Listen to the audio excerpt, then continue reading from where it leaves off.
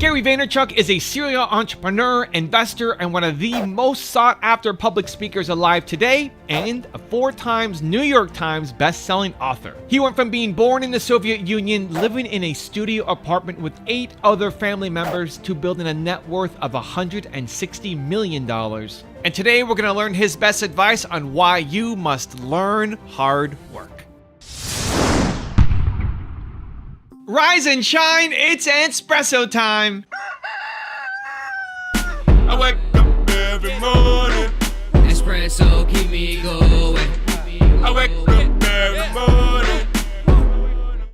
Hey, it's Evan Carmichael, and every morning I bring you a shot of Entspresso to help you believe in yourself more and start your day with confidence. So good morning, I believe in you, and let's do this. Over to you, Gary Vaynerchuk. There's a lot of push towards being a workaholic, and hard work is a learned behavior. I see it in my team. There's people that come into I've seen it in the thousands of employees I've had, which is the closer they are to the sun, the harder they work. And I'm like, aha. And so I definitely feel like I learned hard work by watching my parents. And so it's why I talk so much about hustle. Because it's one of the things that people can actually adjust and turn to. I watch people give advice completely predicated on natural talent and DNA, and I'm like, look, like I get it, like I can throw a football every day for 9 hours a day. I'm just not physically built to be competitive at the highest levels. So yeah, I do think, if anybody watching right now, if there's anything they take away, it's like, look, like you're gonna only be so pretty, you're only gonna be so smart, there's things that are gonna be natural, and then there's things that you can actually control. I do believe, and I don't know if I'm right or wrong, I don't, but I do believe that work ethic is a taught behavior. It's something you do have more control over. And yeah, I think, and you know what really sealed the deal for me? Getting healthier. I was 38 years old and it didn't come natural to me. Like it didn't come natural to me at all. I hate the gym. I hate it now. I hate it, I don't like it, I don't wanna do it. But I knew it was important. And somewhere around midway through being 38 years old, I got serious, I figured out my system, I made the financial commitment, and I've won. There's a great quote that says, hard work beats talent when talent doesn't work hard. You can't control how talented you are, but you can control always and forever how hard you work. And what I've consistently seen in doing the research and videos that I put together on all my channels for you guys is it's very often that the people who aren't the most talented at their craft, but who love doing the work and pound on it to get great at it, end up winning and beating the people who are naturally talented but don't love it and don't practice hard. A great example is my own YouTube journey. I've been on YouTube for 11 years. You can go back and watch the early videos on my channel. There's no one who's gonna say that I was naturally talented at making videos. In my head, I'm thinking, I'm an introvert, I don't wanna share my story, I don't crave the spotlight, all of these things and reasons why I'm not gonna win.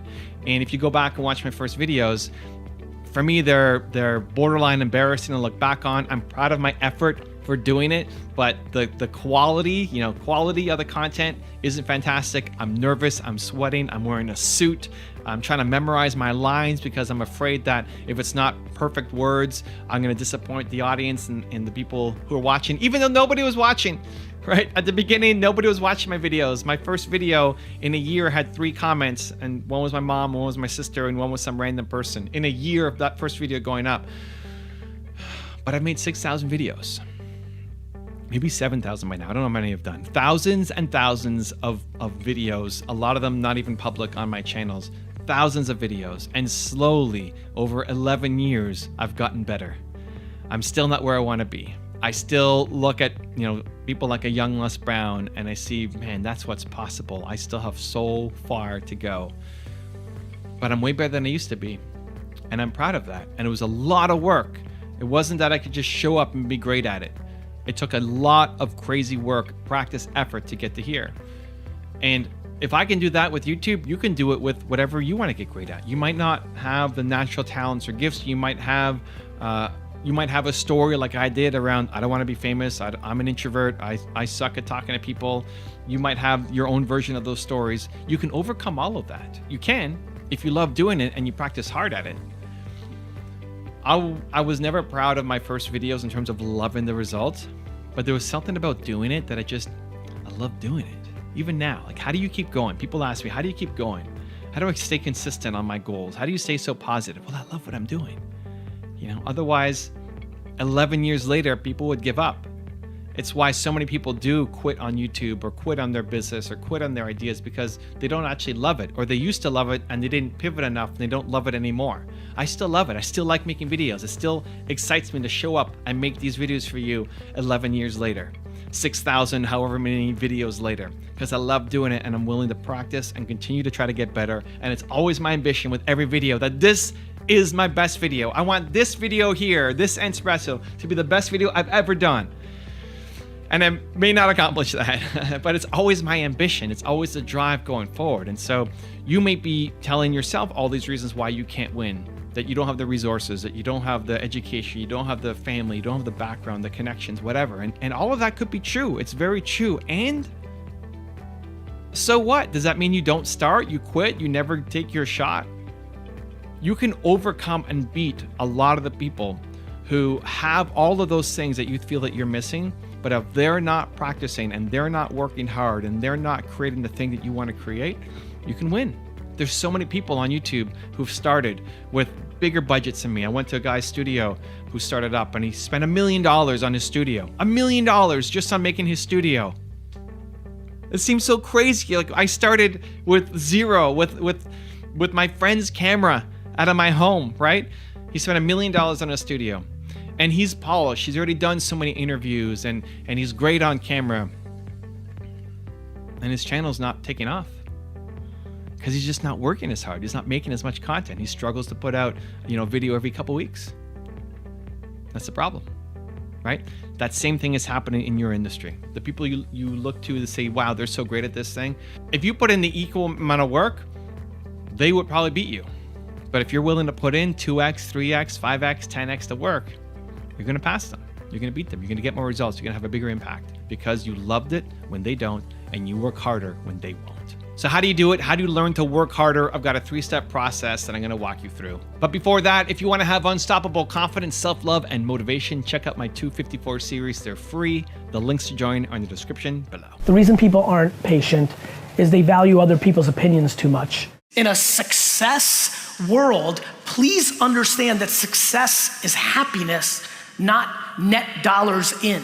My ability to only be comfortable in massive chaos has been my biggest asset as an entrepreneur. Like, I would never take a f***ing note. Like, that scares the piss out of me what these 3 people are doing right now. Okay, how do we do it? How do we train ourselves to work harder? 3 steps, let's go. Step number 1 is put it into your calendar. This is a habit, and any habit that you want to build, cultivate, develop, make consistent, it has to be in your calendar. Just thinking about it and hoping you have time for it and saying one day I'm going to do it or tomorrow I'm going to do it without actually putting it into your calendar means it's way less likely to happen. It's probably not going to happen because you've done it before. You've set ideas for yourself, you set goals for yourself, you set habits for yourself, and you stay consistent for a day or 2 or a week, and then you fall off. And the biggest reason why is you haven't dedicated and allocated time in your calendar for that thing. So for me and YouTube, I have a day in my calendar, right? Every Tuesday, I'm making content for my YouTube channels. It's in there. Because if it wasn't in there, I'd be doing interviews and I'd be doing hangouts and I'd be doing podcasts and I'd be doing mentoring with my team and I'd be working on other projects and I'd be traveling and I'd be doing all this other stuff. And then suddenly feeling like there's no time to do my YouTube channel. There's never just time given to you. You have to set the boundaries. You have to create it and say, this is a priority in my life. And that's reflected by the fact that it is in your calendar. So if you're not working hard enough on your thing, if you're not beating on your craft enough, if you're not practicing enough, because you don't have a dedicated practice time in your calendar. So set it up this week, set it up today. Look at your weekly calendar and decide this day at this time, every week, every day, I'm going to be doing this thing. Not just tomorrow, but every week at this time, I'm working on this thing. Put it in your calendar. That's how you make it stick. Step number 2 is get role models. chances are you are the most ambitious person in your circle, right? You are the one who's doing the most work. People look to you and say, look at what you're doing. Holy cow, how are you so dedicated, motivated, inspirational, optimistic, positive? You're chasing down your thing while they hate their lives. But you know you're capable of more. You know you're just scratching the surface of what you're capable of. This is not the final version of you, nowhere close. You might be somebody else's role model. It's now for you, who are your role models? Who are you going to surround yourself with on a daily basis to keep you pushing harder, staying motivated, continue to chase down your big, hairy, audacious goals? And so you might have somebody in your life who does it for you. I get the most of it from my own YouTube channels. I make this content for me and then I share it with you guys. So I want to be around Gary Vee every day. I want to be around Steve Jobs and E.P. Giannini and Kanye and Howard Schultz. I want to be around these people every day. And I get it through my content. Because if you wake up and you watch an Entspresso video and you learn from Gary Vee and a little bit from Evan Carmichael, and that sets you up, if these videos help shift your mindset and help you wanting to do more, then start your day with it. It's why I make them every weekday, so that you can start your day with some energy, enthusiasm, positive, confidence, belief to help you go off and do something amazing. And if it's not my videos and not my channel, awesome. Find a different channel or read some books or listen to some podcasts. You have to get role models who push you to want to play a bigger game for your life. Otherwise, you stay just being the big fish in the small pond, knowing that you're capable of more, but being unsure of how to get there. And then step number 3 is set a daily intention. One of the things I love doing every day is I set an intention for the day. I look at my calendar, so I wake up, and one of the first things I'll do is I'll look at my calendar and see, what am I doing today? And I know that Tuesday is my YouTube day, but I look inside it and see, what do I specifically have to get done today? And then I'll go for a run. So I went for a run this morning, not listening to anything, not consuming anything, not listening to my own videos or podcast or anything, but just with the intention of, I want this YouTube day to be the best YouTube day I've ever had. How do I make that happen? And as I'm running for 25, 30 minutes as I get around, that's what's in my head. The quiet time to set the intention for where I want my day to go today. And then I don't have my cell phone. On the background of my cell phone, it says, remember your intention. So this cover art, right, is my background. Remember your intentions. Anytime I load my cell phone, it says, remember your intention. What's my intention? So what I set this morning when I was going on my run to have the best YouTube day ever. So set a daily intention for yourself. And it has to be daily. Because you could have the greatest intention yesterday and have a fantastic day yesterday, and today you're starting over. Like, this is where people get frustrated with themselves, because they just expect it to carry over. It doesn't. You start over every day. So don't get upset or frustrated or think that someone like Gary Vee or Evan Carmichael or somebody else is that special and different. It's the daily habits, routines, rituals with that intention that set you up on a daily basis to go off and win.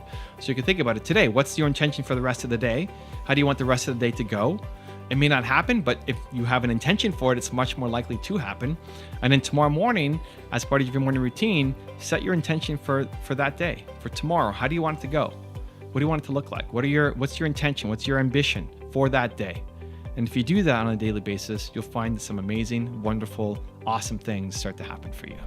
Now, I've got a really special bonus clip that I think you're going to enjoy. But before that, it's time for the question of the day. I want to know, what was your single biggest takeaway from this video, and how are you going to take action on it this week? When you schedule in what day, what time, and what place you're going to take action, you have a 91% chance of actually following through, versus just a 35% chance of following through if you got motivated but never wrote down a specific plan.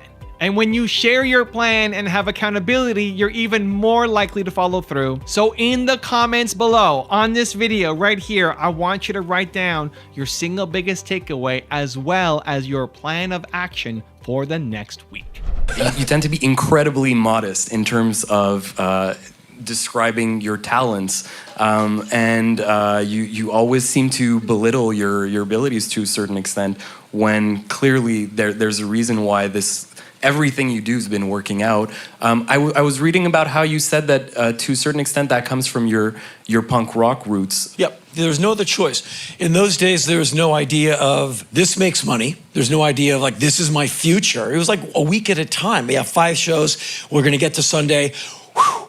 And even those days were like fraught with turbulence. And so I never really saw a future.